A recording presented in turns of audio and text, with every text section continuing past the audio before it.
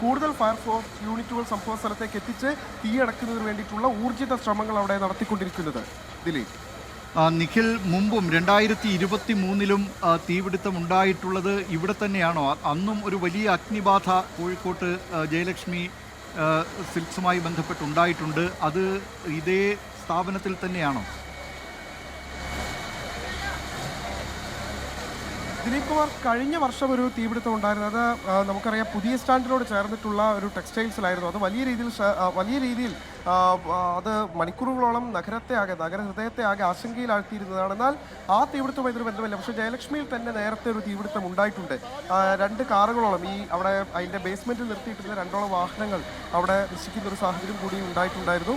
എന്തായാലും ഇതിപ്പോൾ ഇന്ന് വൈകിട്ട് എന്താണ് ഇതിൻ്റെ കാരണം എന്നുള്ളത് പോലും വ്യക്തമല്ല. ജീവനക്കാരാണ് ഏറ്റവും ആദ്യം ഇത്തരത്തിലുള്ള ഒരു നിർദ്ദേശം നൽകിയത്. ആദ്യം തീ പടർന്നു പിടിക്കുന്നു എന്നുള്ള നിർദ്ദേശം നൽകിയത് അവിടുത്തെ ജീവനക്കാരായിരുന്നു. വളരെ വേഗത്തിൽ ഏറ്റവും താഴെയുള്ള സെക്യൂരിറ്റി ജീവനക്കാരെ അടക്കം വിവരം അറിയിച്ചു.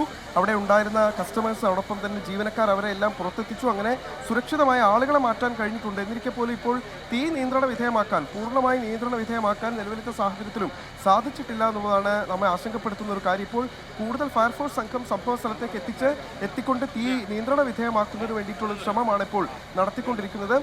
മീഞ്ചന്റിൽ നിന്നുള്ള മുഴുവൻ യൂണിറ്റുകളും ഇവിടേക്ക് എത്തിച്ചേർന്നിരിക്കുന്നു. ഇവിടെ എത്തിച്ചേർന്ന ഒരു ഫയർ യൂണിറ്റിന് അവരുടെ വെള്ളം മതിയാകാതെ വരികയും ഇതേ തുടർന്ന് മാനാഞ്ചിറയിലേക്ക് വെള്ളം ശേഖരിക്കുന്നതിന് വേണ്ടി ഒരു സംഘം പോയിരിക്കുന്നു എന്നുള്ള വിവരങ്ങൾ കൂടി ലഭിക്കുന്നു. കൂടുതൽ യൂണിറ്റുകൾ, ജില്ലയിൽ നിന്നുള്ള പല മേഖലകളിൽ നിന്നുള്ള കൂടുതൽ യൂണിറ്റുകൾ ഇവിടേക്ക് എത്തിച്ചേർന്നുകൊണ്ടിരിക്കുകയാണ്. ഈ കെട്ടിടത്തിനകത്തുണ്ടായിരുന്ന മുഴുവൻ ആളുകളെയും സുരക്ഷിതമായി മാറ്റാൻ കഴിഞ്ഞിട്ടുണ്ട് എന്നുള്ളത് ആശ്വാസകരമായിട്ടുള്ള കാര്യവുമാണ്.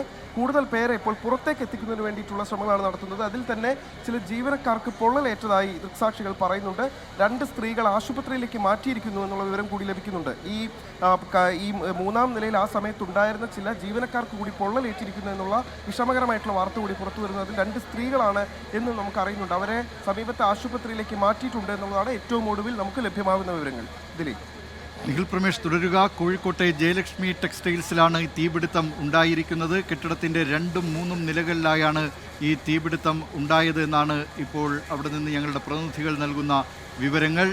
തീ അണയ്ക്കുന്നതിനുള്ള തീവ്രശ്രമം അഗ്നിരക്ഷാസേന തുടരുകയാണ്. കൂടുതൽ യൂണിറ്റുകൾ ഈ സ്ഥലത്തേക്ക് വന്നുകൊണ്ടിരിക്കുകയാണ്. അഗ്നിരക്ഷാസേനയുടെ തീ നിയന്ത്രണ വിധേയമാക്കാൻ, തീ പൂർണ്ണമായും കെടുത്താനുള്ള ശ്രമമാണ് നടത്തിക്കൊണ്ടിരിക്കുന്നത്. തുണിക്കടയാണ്, അതുകൊണ്ട് തന്നെ ആ തീ കത്തലിൻ്റെ വ്യാപ്തി അത് വളരെ കൂടുതലാകാനുള്ള സാധ്യതയുണ്ട് എന്നാണ് ഇപ്പോൾ പ്രാഥമികമായി ലഭിക്കുന്ന വിവരം.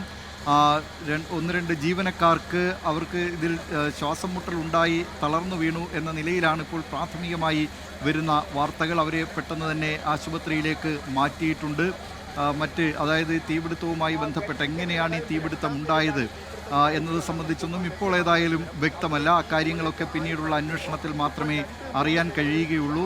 കോഴിക്കോട്ടെ പ്രധാനപ്പെട്ട ഒരു ടെക്സ്റ്റൈൽസാണ് ഈ ജയലക്ഷ്മി ടെക്സ്റ്റൈൽസ്. അവിടെയാണ് ഇപ്പോൾ ഈ തീപിടുത്തം ഉണ്ടായിരിക്കുന്നത്. ഞങ്ങളുടെ പ്രതിനിധികൾ അനീഷ് ദേവസിയും നിഖിൽ പ്രമേഷും കോഴിക്കോട് നിന്നും ഇതിൻ്റെ വിവരങ്ങൾ, തത്സമയ വിവരങ്ങൾ, ഏറ്റവും ഒടുവിലത്തെ വിവരങ്ങൾ ഇതൊക്കെ നൽകുന്നുണ്ട്. അനീഷ് ദേവസിയിലേക്കാണ്. അനീഷ് ദേവസ്യ, ഇപ്പോൾ അവിടെ നിന്ന് ഇതുമായി ബന്ധപ്പെട്ട് നേരത്തെ ഈ തീപിടുത്തം 6:15-നാണ് ഇത് തുടങ്ങിയത്. ഇപ്പോൾ ഏതാണ്ട് അരമണിക്കൂർ പിന്നിടുകയാണ്. തീവ്രശ്രമം തന്നെ അവിടെ അഗ്നിരക്ഷാസേന നടത്തുന്നുണ്ട്. പക്ഷേ ദൃശ്യങ്ങളിൽ കാണാം ഇതിൻ്റെ ഉള്ളിൽ ഇപ്പോഴും തീ പടർന്നുകൊണ്ടിരിക്കുകയാണ്. ആ തീ നിയന്ത്രണ വിധേയമാക്കാനുള്ള ശ്രമങ്ങൾ എത്രത്തോളമായി അനീഷ്? ദിലീപ്, ഈ 6:15 കൂടി ഈ ടെക്സ്റ്റൈൽ ഷോപ്പിന് തീ പടരുന്നത്, ഈ ഷോപ്പിൻ്റെ ഉള്ളിൽ നിന്ന് പുക ഉയരുന്നത് ഈ റോഡിൽ പോയ ആളുകളുടെ ശ്രദ്ധയിലാണ് പെട്ടത്. അവരാണിത് ഉടമകളെ അറിയിച്ചത്. മിനിറ്റുകൾക്ക് തന്നെ ഈ തീ വ്യാപകമായി പടരുകയായിരുന്നു. നിലവിൽ ഇപ്പോൾ ഫയർഫോഴ്സിൻ്റെ ഒരു 3 യൂണിറ്റ് സ്ഥലത്തെത്തി തീ നിയന്ത്രിക്കാനുള്ള ഒരു ശ്രമം തുടരുകയാണ്.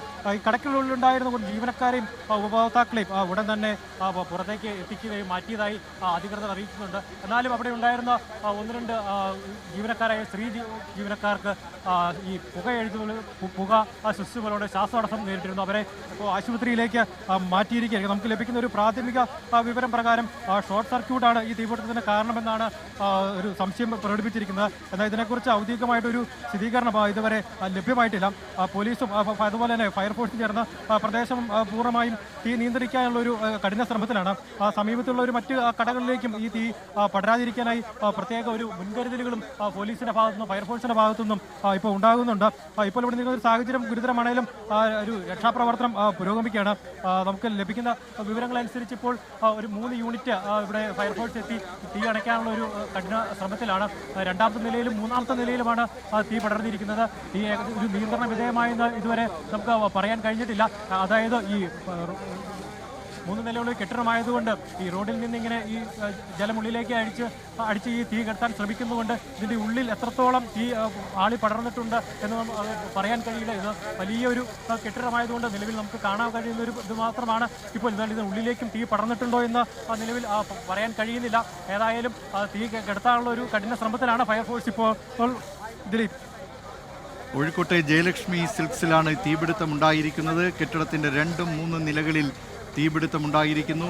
ഫയർഫോഴ്സ് അശ്രാന്ത പരിശ്രമം നടത്തുകയാണ് ഈ തീ അണയ്ക്കുന്നതിന് വേണ്ടി, തീ നിയന്ത്രണ വിധേയമാക്കുന്നതിന് വേണ്ടി. പക്ഷേ ഇപ്പോഴും അത് പൂർണ്ണമായും വിജയിച്ചിട്ടില്ല. കെട്ടിടത്തിൻ്റെ ഉള്ളിൽ ഇപ്പോഴും പല സ്ഥലങ്ങളിലും ഈ തീ പടർന്നുകൊണ്ടിരിക്കുകയാണ്. തുണിക്കടയായതുകൊണ്ട് തന്നെ തീപിടുത്തത്തിൻ്റെ വ്യാപ്തി വളരെ വലുതായിരിക്കുമെന്നാണ് ലഭ്യമാകുന്ന വിവരം. കൂടുതൽ ഫയർഫോഴ്സ് യൂണിറ്റുകൾ ഇവിടേക്ക് എത്തുന്നുണ്ട്. തീ നിയന്ത്രണ വിധേയമാക്കാനുള്ള തീവ്ര ശ്രമം അഗ്നിരക്ഷാസേന നടത്തുന്നുണ്ട്.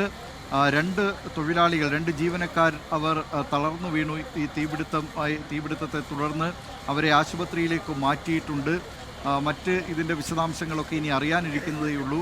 ഏതായാലും ഈ തീപിടുത്തത്തിൻ്റെ കാരണം എന്താണ് എന്നതടക്കമുള്ള കാര്യങ്ങളിലേക്കൊക്കെ ഇനി വരും മണിക്കൂറുകളിലേ നമുക്ക് കടക്കാനാകൂ. ഏതായാലും പ്രാഥമിക നിഗമനം എന്ന് പോലും നമുക്കിപ്പോൾ പറയാൻ കഴിയില്ല. കാരണം ആ നിലയിലേക്ക് പോയിട്ടില്ല. ഇപ്പോൾ ഈ തീ അണയ്ക്കുന്നതിനുള്ള ഊർജിത ശ്രമത്തിലാണ് എല്ലാവരും എന്നുള്ളത് കൊണ്ട് തന്നെ തീപിടുത്ത കാരണത്തിലേക്ക് ഇപ്പോൾ നമുക്ക് കടക്കാൻ കഴിയില്ല. 2 ജീവനക്കാർക്ക് ചെറിയ പൊള്ളലേറ്റിട്ടുണ്ട് എന്ന വിവരം കൂടി വരുന്നുണ്ട്. പക്ഷേ അക്കാര്യത്തിലൊക്കെ ഇനി എത്രത്തോളമാണ് ഇവർക്ക് പൊള്ളലേറ്റത് തുടങ്ങിയ കാര്യങ്ങളിലൊക്കെ ഇനിയും കൂടുതൽ വിശദാംശങ്ങൾ അറിയേണ്ടതുണ്ട്. ആ തീ ഇങ്ങനെ ആളിപ്പടർന്നുകൊണ്ടിരിക്കുകയാണ്. സമയം രാത്രിയാവുകയാണ്.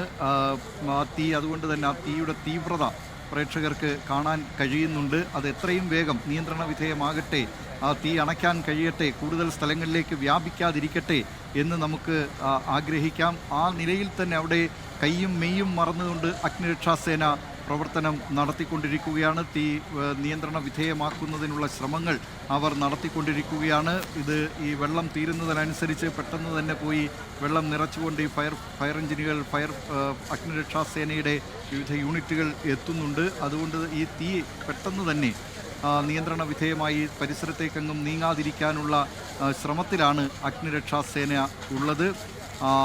ഫയർഫോഴ്സ് യൂണിറ്റുകൾക്ക് അത് കടന്നു വരുന്നതിനുള്ള വഴി ഒരുക്കി കൊടുക്കുക എന്നത് ഏറ്റവും പ്രധാനപ്പെട്ട കാര്യമാണ്. തീ നിയന്ത്രണ വിധേയമാക്കുക എന്ന ലക്ഷ്യത്തോടു കൂടി തന്നെയാണ് അവർ പാഞ്ഞു വന്നുകൊണ്ടിരിക്കുന്നത്. അതുകൊണ്ട് തന്നെ വാഹനങ്ങളൊക്കെ ഒതുക്കി കൊടുക്കുകയും സൈഡിലേക്ക്, റോഡരികിലേക്ക് മാറ്റി കൊടുക്കുക. അവർക്ക് അവിടെ ഇപ്പോൾ തന്നെ ഒരു വലിയ ജനക്കൂട്ടം തുണിക്കടയ്ക്ക് ചുറ്റും എത്തിയിട്ടുണ്ട്. ഈ കാഴ്ചകൾ കാണാൻ വേണ്ടിയൊക്കെ എത്തിയ ജനക്കൂട്ടമാണ് അവർ. ഈ അഗ്നിരക്ഷാസേനയുടെ പ്രവർത്തനങ്ങൾക്ക് വിഘാതം വരുത്താതിരിക്കാനുള്ള ശ്രദ്ധയാണ് അവർക്കുണ്ടാകേണ്ടത്. ലോകത്തെവിടെയായാലും ഏത് സമയത്തും 24 വാർത്തകളും ഓഗ്മെന്റഡ് റിയാലിറ്റി പാക്കേജുകളും എക്സ്പ്ലെയിനറുകളും വിശദമായി കാണാൻ ഞങ്ങളുടെ യൂട്യൂബ് ചാനൽ നിങ്ങൾക്ക് സബ്സ്ക്രൈബ് ചെയ്യാം.